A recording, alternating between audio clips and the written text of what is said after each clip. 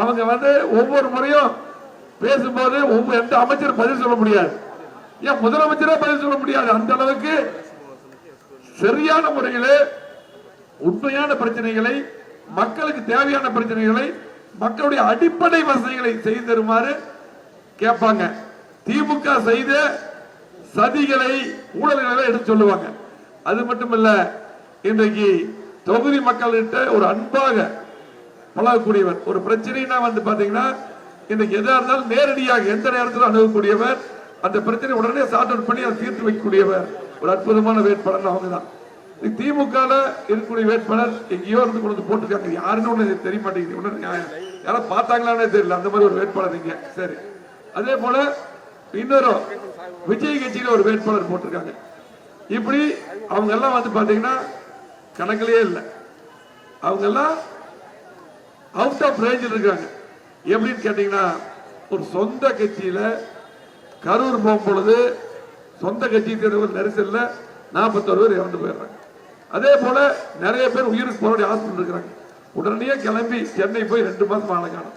இப்ப பாத்தீங்கன்னா 10 நாள் வேட்பாளருக்கு 10 நாள் என்ன தெரியல, யாருமே வெளியே வரல.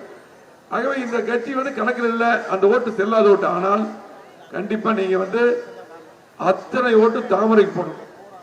ஏன்னா திமுக ஆட்சி திரும்ப தாங்குமா நாடு?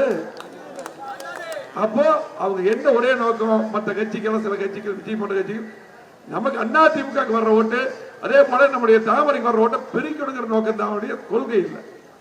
ஆகவே பாத்தீங்கன்னா நம்ம நல்லா ஓட்டு வாங்கி மேல இருக்கோம். நம்ம ஓட்டை நம்ம பாத்தீங்கன்னா தாவேக்கா விஜய் பிரிச்சா திமுக வாய்ப்பாயிரும். அந்த வாய்ப்பு கொடுத்துடாதீங்க.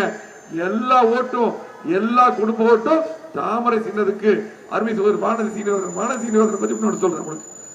அதாவது சட்டமன்றத்தில் மட்டுமல்ல, மக்களை சந்திப்பது மட்டும். இன்னைக்கு பாரத பிரதமருடன், மாண்பு உள்துறை அமைச்சர் அமித்ஷாஜியுடன், அதே போல பாத்தீங்கன்னா இங்க இருக்கக்கூடிய பியூஷ் கோயல்ஜி அவர், அது மட்டுமல்ல எல்லா மத்திய அமைச்சருடன் நெருக்கமாக தேவைகளை பேசி பெற்றுத் தரக்கூடிய பதவிகள் இருக்கிறாங்க. முக்கியமா என்ன பாத்தீங்கன்னா அகில இந்திய பதவிகள் இருக்காங்க, மகளிர் தலைவர் இருக்காங்க. நாங்களே சில காரியங்கள்னா சகோதரி தான் சொல்லுவோம். எந்த காரியம் இல்ல. கோவை மாவட்டத்துக்கு ஏர்போர்ட் பிரச்சனை, அதே போல ஜிஎஸ்டி பிரச்சனை, ஜிஎஸ்டி பிரச்சனை எல்லாம் இவ்வளவு தூரம் வருவதற்கு. அதே போல பாத்தீங்கன்னா கோயம்புத்தூர்ல பாத்தீங்கன்னா இன்னைக்கு ராணுவ தலைவர்கள் பூங்கா அமைவதற்கு, இதுக்கெல்லாம் முக்கிய பங்கு நம்முடைய சகோதரிக்கு இருக்கு. கோவை மாவட்டத்தில் இத்தனை திட்டங்கள் வருவதற்கு நம்ம சகோதரி வானதி அவர்களுக்கு முக்கிய பங்கு இருக்குது. இது யாரும் சொல்ல மாட்டாங்க, எனக்கு தெரியும். ஏன்னா நான் கூடுறது பார்த்துவேன்.